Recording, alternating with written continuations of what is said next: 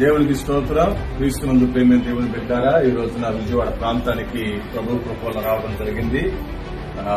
ఇక్కడ వరద బాధితులైనటువంటి నిరుపేదలైన వారికి సహాయార్థం మరి కొన్ని కూరగాయలు, అదేవిధంగా దుప్పట్లు, రైసు ఇవన్నీ కూడా ఏర్పాటు చేయడం సహాయం ఇచ్చేది. అదేవిధంగా పాల్ ప్యాకెట్లు చిన్న బిడ్డలకు, అదేవిధంగా ఎంతమంది బాలింతలు ఇబ్బంది పడుతున్నారు వారి కొరకని ఇవన్నీ కూడా ఏర్పాటు చేయడం జరిగింది.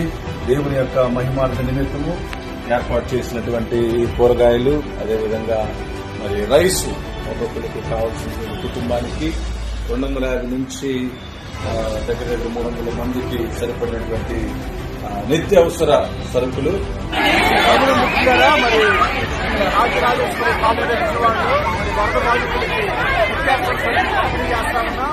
దేవుడు